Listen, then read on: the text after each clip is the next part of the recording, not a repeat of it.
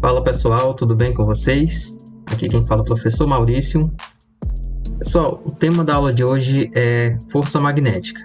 Na aula passada eu estive explicando para vocês como é que funciona o campo magnético e nessa aula eu trouxe para vocês alguns ímãs, expliquei sobre ímãs naturais e os ímãs artificiais. Entre os ímãs artificiais, teve um bastante peculiar que apresentei para vocês, que era o eletroímã. Se você não lembra, dá uma olhada lá na videoaula passada, e em uma certa parte apresenta o eletroímã, que é um conjunto de espíritos enrolado ali em um catalisador, para que assim que passa a corrente elétrica por aquelas espiras, ele gere um campo magnético, que é basicamente o mesmo campo magnético gerado pelos ímãs. Agora, a aula de hoje, ela tem como objetivo explicar como é que funciona esse campo magnético, como é que ele é gerado, o que é que gera esse campo magnético. Então, para dar início, vamos partir do princípio do corpo eletrizado. Desde o início do ano, eu venho trabalhando com vocês a questão do corpo eletrizado. Para quem já esqueceu o que é um corpo eletrizado, pessoal, corpo eletrizado é aquele corpo, aquele condutor, que ele possui uma certa diferença entre a quantidade de prótons e elétrons. Às vezes ele tem mais prótons do que elétrons, ou então ele tem mais elétrons do que prótons. Nesse momento que o corpo ele tem essa diferença de cargas, ele está eletrizado. Lembrando que um corpo que está eletrizado, ao seu redor, ele tem aquilo que chamamos de campo elétrico. Detalhe, o campo elétrico ele é totalmente diferente do campo magnético. Mas voltando aqui para o nosso slide, nós temos aqui o corpo eletrizado sobre a ação de um campo magnético. Então, vamos ter a seguinte situação. Aqui nós temos dois ímãs próximos um ao outro ali, e essa proximidade desses ímãs ele gera um campo magnético que ele é bastante próximo do campo magnético uniforme. No momento que eu coloco ali um corpo que está carregado eletricamente e esse corpo ele está em movimento e passando por dentro desse campo magnético, você observa que no momento que ele passa por dentro, ele fica sujeito ao campo magnético gerado pelos ímãs, para que, como esse aqui, ele está simbolizando o polo norte do ímã, o campo magnético ele vai desse ponto até o outro lado, e o campo magnético que está em cima do corpo eletrizado também tem que seguir a ordem do campo magnético gerado pelos ímãs. No momento que ele passa com essa velocidade dentro desse campo, há a atuação de uma força sobre ele. Você pode observar que a força nessa situação ela está sendo direcionada para baixo. Mas algo peculiar acontece caso eu não coloque essa carga em movimento. Se eu simplesmente colocar uma carga dentro do campo magnético, você observa que o campo magnético está atuando sobre a carga, porém não há existência de força sobre ela. Então, para que um corpo eletrizado sofra a ação da força magnética, é necessário que esse corpo ele esteja se movendo dentro do campo magnético. Se ele não estiver em movimento, se ele estiver em repouso, como é nesse caso aqui, então a força magnética que irá atuar sobre ele, ela tem uma intensidade igual a zero. Então, muita atenção a isso aí, viu? Se você vê alguma questão de vestibular, questão de provas e por aí em diante, se a questão mencionar que o corpo está em repouso dentro de um campo magnético, com certeza a força que irá atuar sobre ele, a força magnética, tá? Atenção, força magnética. Existem outros tipos de força que podem atuar sobre a carga, mas a força magnética sobre a carga ela é igual a zero, tá? Então, se atentem a esse detalhe. Mas como é que podemos saber para onde é que essa força magnética vai atuar naquela carga naquele instante? Como acabei de explicar, uma carga só estará sujeita à força magnética se ela possuir velocidade dentro de um campo magnético. Então, tomamos como base aqui uma carga, e essa carga está passando com uma certa velocidade v dentro de um campo magnético de intensidade B, e nesse momento atuará uma força aqui, que nessa situação estará direcionada para baixo. Mas, como questionamento é, como determinar o sentido e a direção dessa força magnética? Pessoal, nós estaremos utilizando a regra da mão esquerda. Como é que funciona essa regra da mão esquerda? Atenção ao desenho aí, ó. A regra da mão esquerda, o polegar da mão esquerda vai estar indicando a força, o indicador ele vai indicar aqui o campo e o dedo do meio ele vai indicar a velocidade. Então, você sempre se lembre, campo, velocidade e o polegar, a força. O polegar ele tem que ser a força, porque a força ela sempre vai formar um ângulo de 90 graus, tanto com o campo magnético como com a velocidade. Então, a força irá formar um ângulo de 90 graus com essas duas unidades. Então, olha só, se você aplicar a regra da mão direita nesse desenho aqui, você pode botar aí, ó, o indicador ó, no sentido do campo, como está ali, o dedo do meio no sentido lá da velocidade, e você vai perceber que a força, que é o polegar, ele vai estar apontando direto para baixo.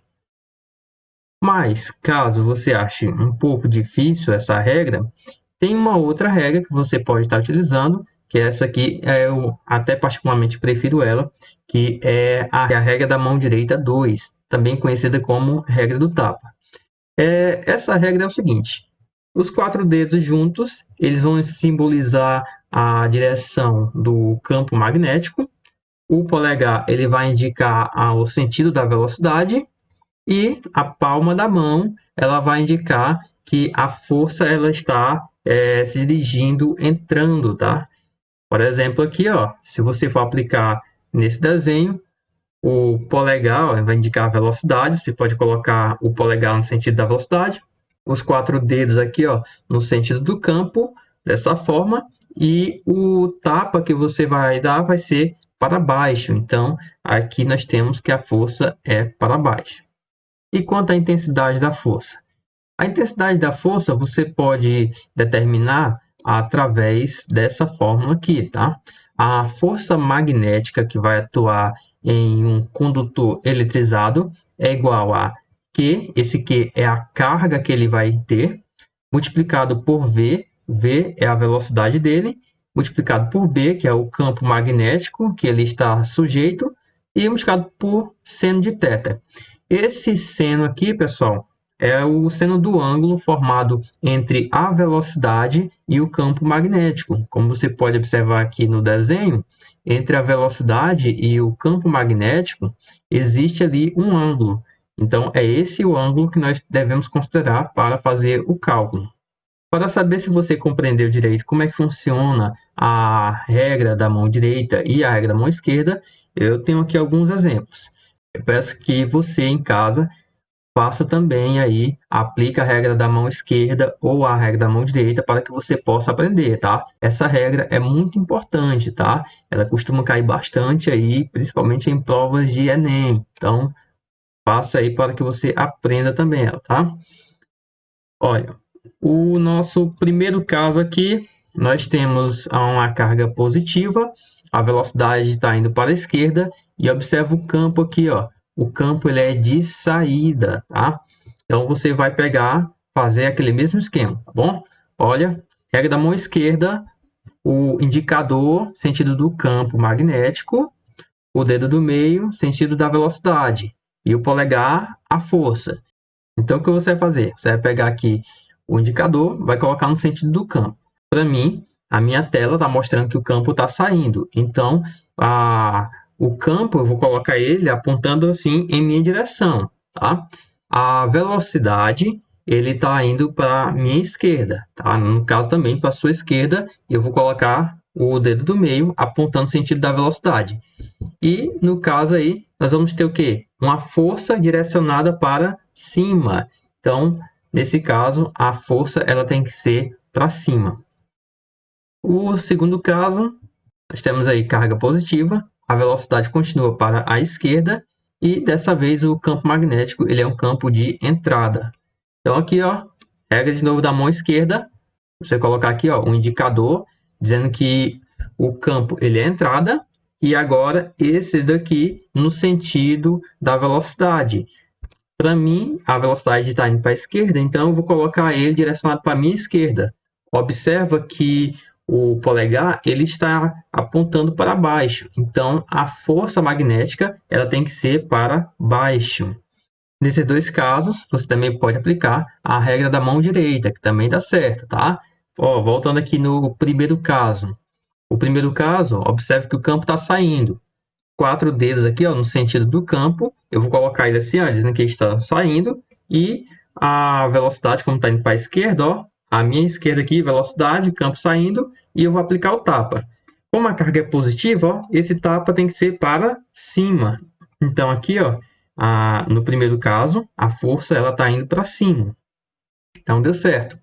No segundo caso, olha só, o campo ele é de entrada, então esses 4 dedos vão indicar que o campo está entrando, e o polegar tem que indicar o sentido da velocidade. A velocidade está indo para a esquerda, então ele vai ficar dessa forma aqui, e você aplica o tapa, e o tapa vai para baixo, que é, no caso, o sentido da força que está indo para baixo. Olha só, o próximo caso aqui. Eu vou aplicar direto a regra da mão direita, tá? A regra do tapa. Observa aqui, ó, o campo ele está indo para a direita. Então, 4 dedos no sentido para a direita e a velocidade está para baixo. Então, esse polegar tem que ser direcionado para baixo. Observa que agora o tapa ele tem que ir para fora, tá? Então, a força magnética ela vai estar saindo do papel. No caso, ela vai estar saindo da sua tela, em sua direção. Vamos colocar aqui, olha só, força magnética é uma força de saída. E o quarto caso aí, olha só, campo magnético, a mão direita agora, ó, campo magnético indo para a esquerda e a velocidade está indo para baixo. Então, coloquei aqui e aí aplico o tapa. O tapa ele vai para dentro, olha só. Na minha concepção, ele está entrando. Se você fizer aí, você vai perceber que para você, o tapa também ele vai para dentro. Então, aqui significa que a força ela é uma força de entrada. Regra da mão esquerda, mesma coisa. O indicador, sentido do campo. Então, no caso aqui, você vai ter que fazer dessa forma. Esse aqui é a velocidade e o polegar, ele vai estar indicando que vai entrar na tela. Então, nós temos aí força de entrada.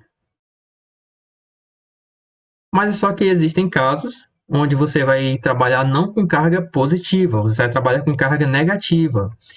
Em cargas negativas, vai mudar alguma coisa, pessoal. Você tem que inverter alguma dessas unidades. Ou você inverte a velocidade, ou você inverte o campo, ou então você vai inverter a força.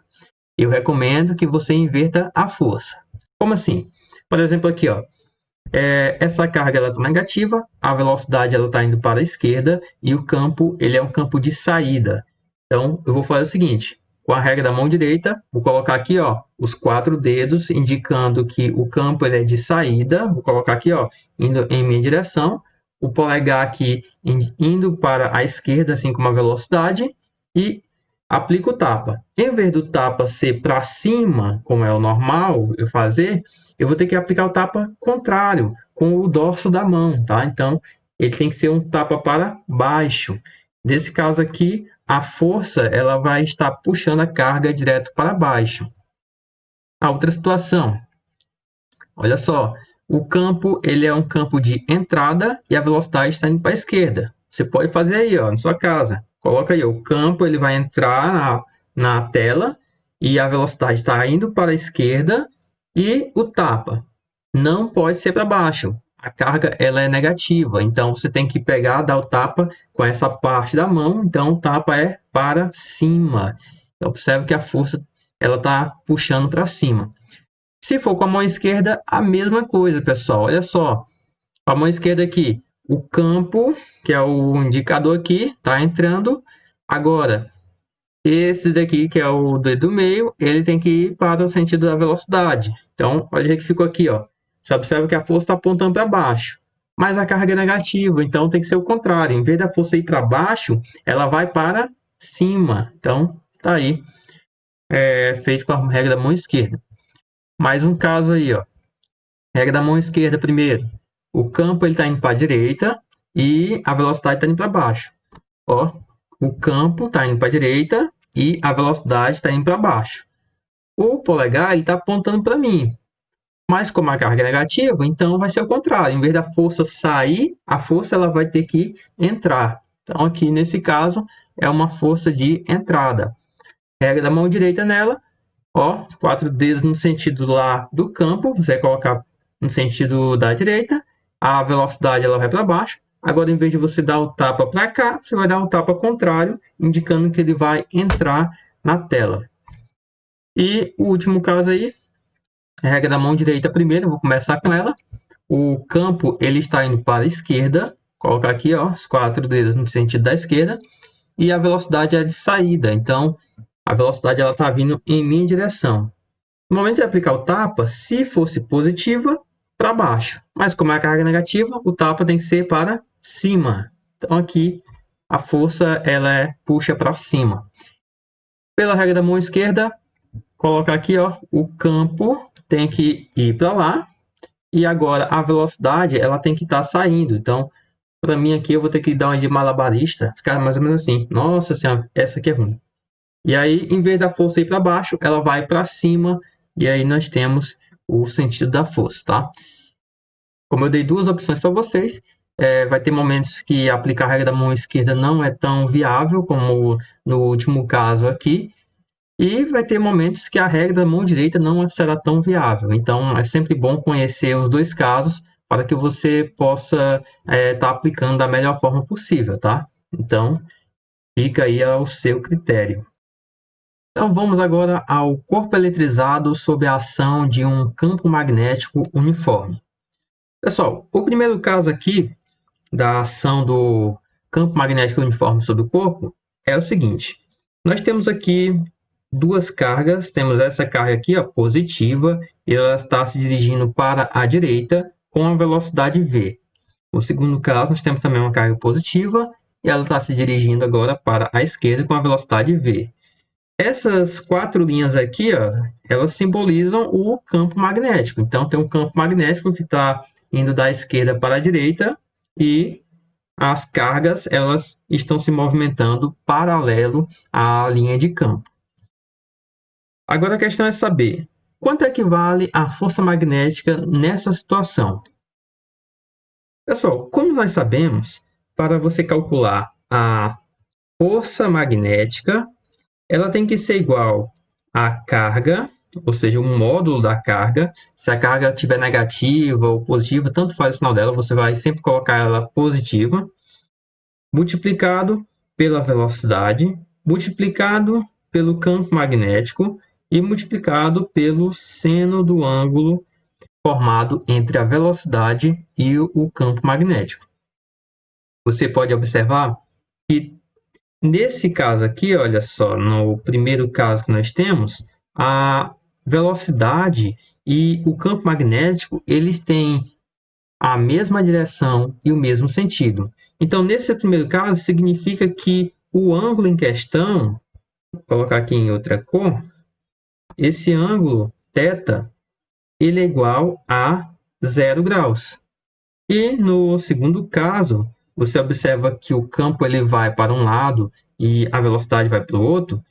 Então, aqui nós temos um ângulo formado, um ângulo θ, igual a 180 graus.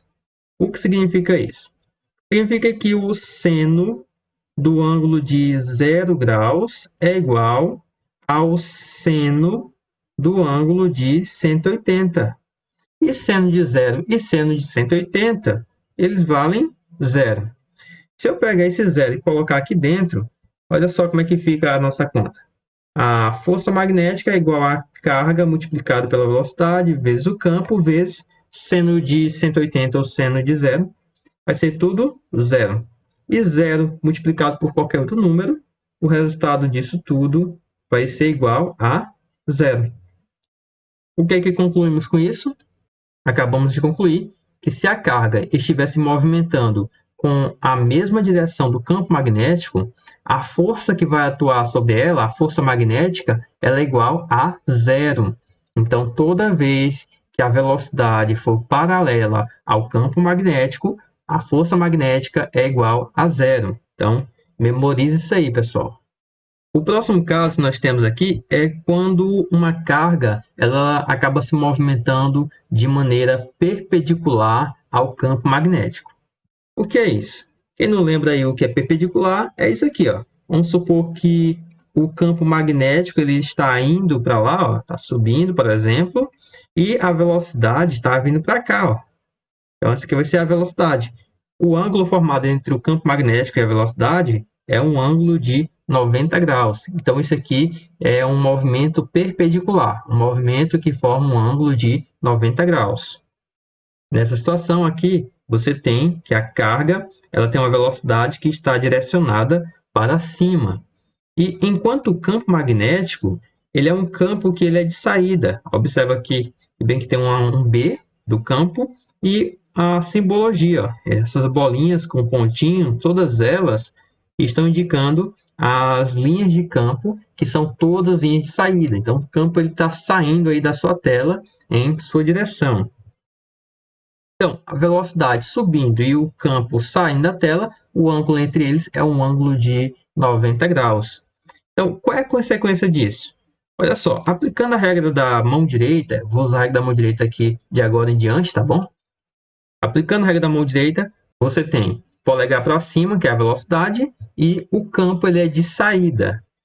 Quando você faz isso aqui, ó, o campo saindo em sua direção, o polegar para cima, você aplica o tapa e você tem que a força magnética ela está direcionada aqui, ó, para esse lado.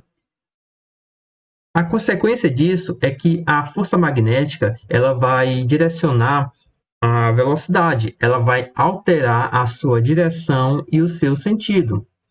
Por exemplo, seguindo o movimento, a carga ela não vai subir seguindo a sua trajetória original.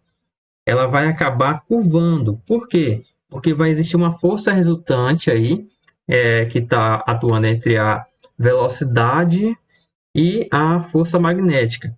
E no caso, essa carga ela vai ser direcionada para um outro ponto. Supondo que ela venha bem para cá, olha o que acontece. A velocidade ela será uma velocidade tangencial à trajetória. O que é isso? Significa que a velocidade ela estará tangenciando essa trajetória aqui, que é uma trajetória circular. Então, nós temos aqui a velocidade agora com esse sentido de direção. Se nós aplicarmos novamente a regra da mão direita, olha só, o polegar no sentido da velocidade, os dedos indicando o campo, e você pode aplicar o tapa, que você vai perceber que a força ela está apontando novamente para o mesmo ponto de antes. E essa velocidade novamente vai se alterar do seu caminho. Ela pode alcançar aqui, ó, por exemplo, chegando nessa parte aqui, a velocidade estará para cá, ó, e você pode de novo aplicar a regra da mão direita.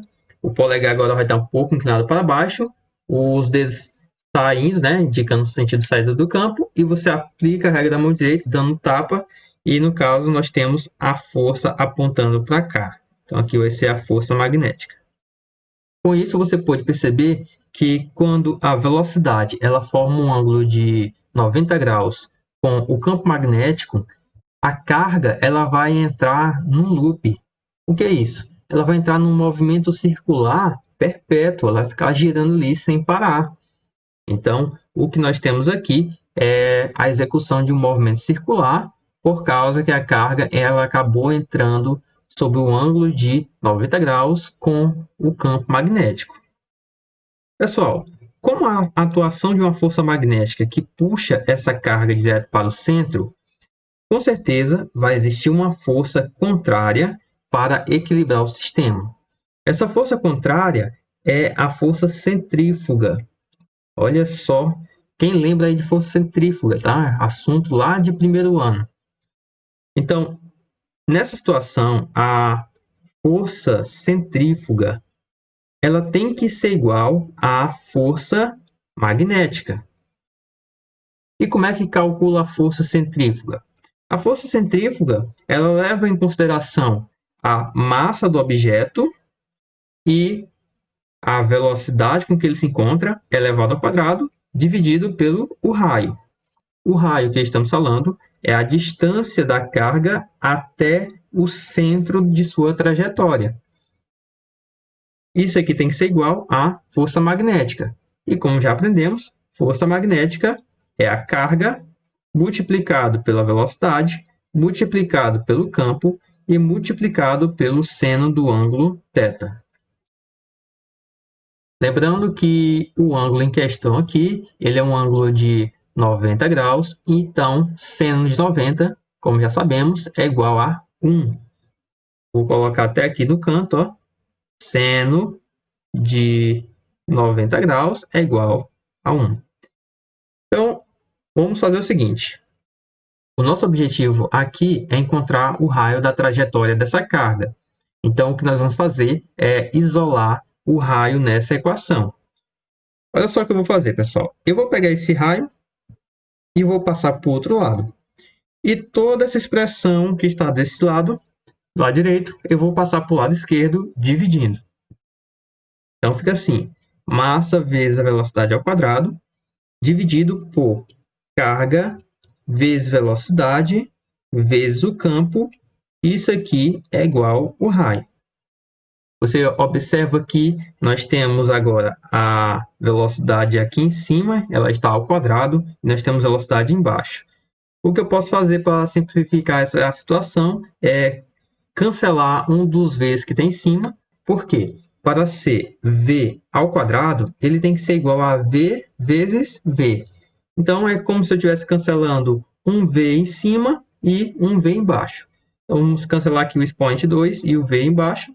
Encontramos que o raio da trajetória é a massa vezes a velocidade, dividido pela carga vezes o campo. Temos aqui, pessoal, uma fórmula para encontrar o raio da trajetória. Outra coisa que nós podemos extrair dessa situação é encontrar o período. Quem lembra aí o que é período? Período é aquele tempo necessário para que alguma coisa execute um ciclo. No caso, nós queremos saber o tempo que essa carga demora para completar uma volta em torno dessa circunferência. Então, é isso aí que nós precisamos encontrar. O que nós sabemos para poder encontrar esse período? Nós sabemos que o comprimento dessa circunferência ele pode ser calculado como sendo 2π multiplicado pelo raio. E lá no primeiro ano, nós aprendemos que a velocidade ela é igual à variação do espaço pela variação do tempo. Nesse caso aqui, esse espaço ele vai ser o comprimento da circunferência. O comprimento da circunferência ele é 2πr. E esse tempo necessário para completar a volta é o período. E o período ele vale t. Com isso, nós podemos isolar o período. Então, aqui, ó, período é igual a 2π vezes r dividido pela velocidade. Mas só que o r, o raio, nós já conhecemos. Ele está aqui, ó, né? Acabamos de deduzir a equação para calcular o raio. Então, no lugar desse raio, nós vamos colocar essa expressão aqui. Então, vou colocar aqui, ó, que o período é igual a 2π dividido pela velocidade, multiplicado pelo raio, e o raio vale a massa vezes a velocidade, dividido pela carga vezes o campo. Agora, basta a gente simplificar essa equação. Vamos cancelar aqui, ó, a velocidade em cima com a velocidade embaixo, e encontramos que o período é igual a 2π multiplicado pela massa, dividido pela carga vezes o campo. Então, está aí a fórmula para nós encontrarmos o período de oscilação dessa carga. Uma outra forma de movimento da carga dentro de um campo uniforme é o movimento conhecido como movimento helicoidal. Que movimento é esse? Pessoal, esse movimento ocorre quando Por exemplo, eu tenho aqui uma carga, aí no caso a carga positiva, e essa carga ela tem aqui, ó, esse sentido e direção para a sua velocidade. Você observa que entre a velocidade e a linha do campo magnético forma um ângulo, que esse ângulo ele é diferente de 90 graus e é diferente tanto de 0 como de 180, tá? Então, o que é que vai acontecer aqui? No momento que essa carga ela entrou no campo com esse tipo de ângulo, se você aplicar aí a regra da mão direita ou a regra da mão esquerda, eu vou com a direita, polegar no sentido da velocidade, os 4 dedos no sentido do campo. O sentido da velocidade é um sentido que ela quer ir subindo, e no momento que você aplica o tapa, a carga ela tanto vai para frente como ela vai rotacionar. Então, nesse momento que ela está indo para frente e ela está rotacionando, então ela vai executar esse movimento de ir para frente e rotacionar ao mesmo tempo. Então, isso aqui é chamado de trajetória helicoidal. Tá? E como é que eu posso determinar a força nesse tipo de trajetória? Normal, pessoal. Uma fórmula que eu já passei para vocês, que é a força magnética é igual a carga multiplicado pela velocidade, vezes o campo, multiplicado pelo seno do ângulo θ. Então, com essa fórmula aí, você pode determinar a força magnética que atua nessa trajetória. Com isso, podemos falar agora sobre a aurora polar. Pessoal, para quem não conhece a aurora polar, essa aurora é um fenômeno que ocorre geralmente nos polos do nosso planeta. Ela pode ocorrer lá no Polo Sul ou no Polo Norte. Você observa aí na imagem que o céu ele está todo colorido aí, com luzes verdes, violetas, mas não pense, tá, que isso aí é uma simples montagem, pois esse fenômeno ele ocorre na natureza, tá? Agora a questão é saber como é que ocorre esse fenômeno. Por que que o céu ele fica assim com essas cores? Se você disser assim, eu nunca vi esse fenômeno ocorrer. Pessoal, esse aqui é um fenômeno que não é tão frequente de ocorrer e, como eu falei, ele ocorre nos polos do nosso planeta. Ele ocorre lá no Polo Norte ou então lá no Polo Sul, tá bom? E no caso, se for para correr para cá, para essa área que nós moramos, que é mais próximo ali da linha do Equador, isso aí é um fenômeno extremamente raro, tá? E ele é até um pouco perigoso, tá? Para a nossa saúde, tá? Então vamos entender como é que funciona essa aurora polar. Pessoal, nós sabemos que o Sol ele emite ali uma radiação eletromagnética. Mas, além dessa radiação que o Sol emite, ele também emite outras coisas. Ele emite um plasma, que esse plasma ele é constituído principalmente de prótons e elétrons. No momento que essas partículas se aproximam do campo magnético terrestre, na região dos polos, elas acabam entrando geralmente sob um ângulo oblíquo. No momento que elas entram sob esse ângulo oblíquo, elas acabam entrando no movimento helicoidal. Nós sabemos que o campo magnético terrestre não é um campo assim tão uniforme. Então, a consequência é que haverá áreas que terão uma maior intensidade, que no caso é a área dos polos, e outras áreas que a intensidade do campo magnético será mais fraco, que no caso é a área que está situado mais para o meio do planeta. Com isso, com as cargas entrando no campo, vocês observam que nas extremidades o campo magnético ele é mais estreito devido à sua intensidade. Então, aquela carga que entrou, ela vai ficar presa ali. E nessa situação, o que nós temos é algo conhecido como garrafa magnética, ou então também chamada de garrafa de Van Allen. Porém, mais partículas continuam chegando e mais partículas elas vão adentrando a garrafa magnética. A consequência é que vai chegar o momento que essas partículas que estão chegando aqui, elas vão acabar enchendo de tal forma que vai como se fosse transbordando e essas partículas elas vão saindo pelas extremidades da garrafa. Ao sair da garrafa, essas partículas elas vão colidir com as moléculas que estão presentes ali na atmosfera.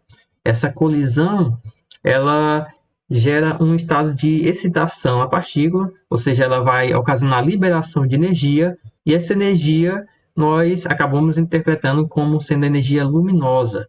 E, como consequência, temos o efeito aí da geração das auroras, como vocês podem observar aí na imagem. Quando a aurora ela é gerada lá no Polo Norte, ela é chamada de aurora boreal. Mas se essa aurora ela for gerada lá no Polo Sul, então ela é chamada aqui de aurora austral. Então, pessoal, como o vídeo já está ficando muito longo, na próxima aula eu estarei trazendo aí a resolução de alguns exercícios para nós fixarmos melhor o conhecimento nessa parte aqui de força magnética, tá? Nós nos vemos na próxima aula. Fique com Deus e até mais.